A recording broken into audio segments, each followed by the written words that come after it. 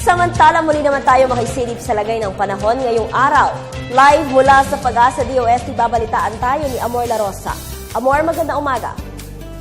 Good morning ulit sa iyo, Vivian. Good morning, Pilipinas. Ito na po ang latest sa lagay ng ating panahon.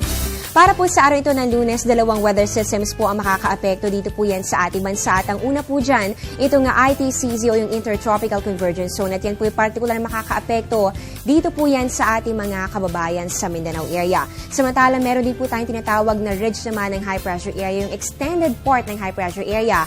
At makakaapekto po yan dito sa atin sa bahagi ng Luzon. Kaya para po sa mga susunod na oras, inaasahan po natin since apektado po dito nga ITCZ, inaasahan po natin ang pagkakaroon ng medyo maulang panahon.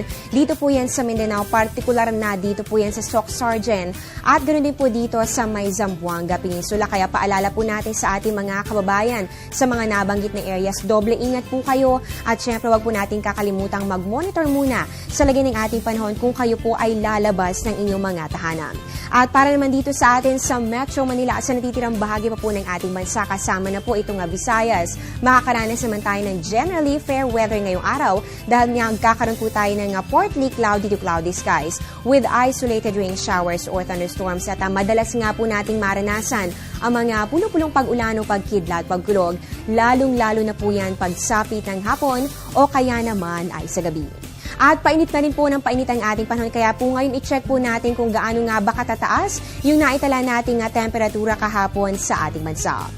Nangunguna pa rin po dito ito pong naiya parang niya kay kahapon po nakapagtala po tayo ng 30.4 degrees Celsius. At ganoon din po dito sa may Sangli Point, Cavite. Umabot din po yan ng 37.4 degrees Celsius. Samantalang sa Cabanatuan, Nueva Ecija ay hindi naman po nalalayo ang temperatura. Umabot po yan ng 37.3 degrees Celsius. At dito po sa atin sa Metro Manila, yan po sa Science Garden, yan po yung Pag-asa Station.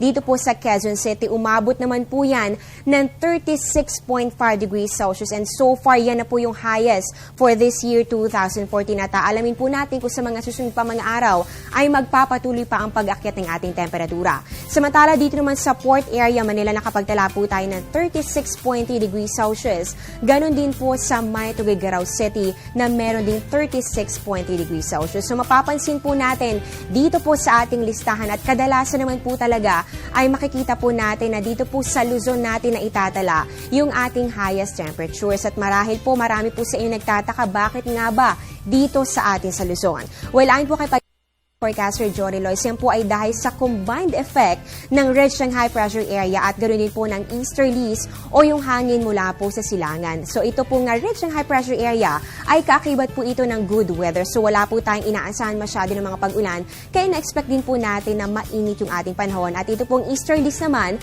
yan po ay in nature, yan po ay warm and humid. Kaya po ito po talaga ay malaking factor sa pagkakaroon po natin ng mainit o maalinsangang panahon, lalong-lalo na nga po yan dito sa atin sa bahagi ng Luzon.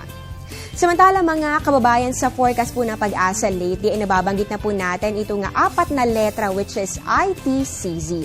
So ano nga ba ibig sabihin ng ITCZ at bakit nga ba ito nagdudulot ng mga pag-ulan? Yan po nga alamin natin mamaya. Magbabalik po kami matapos ang isang paalala. Mga kababayan, medyo bago po sa ilan sa atin itong ITCZ o Intertropical Convergence Zone. Ano nga ba ito?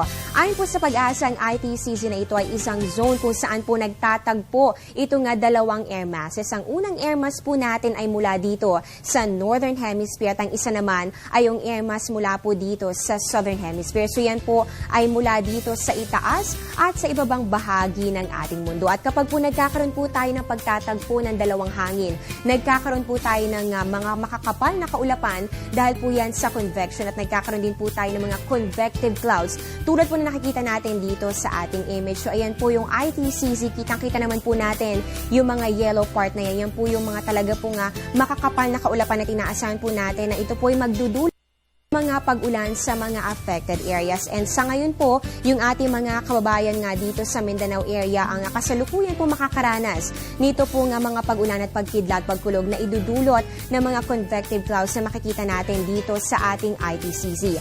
At nabanggit rin po ni Mr. Jory Lois sa weather forecaster ng Pag-asa na ito pong ITCZ, dito po kadalasan talagang nabubuo yung ating mga bagyo dahil ang ITCZ yan po tinatawag din natin na series of low pressure area. So ito po yung magdudulo talaga ng mga chances ng pagkakaroon natin ng mga bagyo. Dito po yan sa loob ng ating Philippine Area of Responsibility. At ito pong ITCZ na ito, hindi po yan na nag-i-stay sa isang place. Yan po ay gumagalaw. Yan po ay sa bahagi ng ating taon. At ito po ay depende sa orientation ng ating araw. So kung nasaan po itong mainit na temperatura o yung warm weather natin, doon po sumusunod itong position o yung location nitong ITCZ o Intertropical Convergence Zone. At paalala po natin sa ating mga kababayan, ITCZ na ito ay posible po magdulot ng hindi lang po light to moderate rain showers and thunderstorms, pero posible rin po na magtagal yung mga pag-ulan na dadating nito. Kaya po posible na ito ay magdulot ng mga pagbaha o pagguho ng lupa.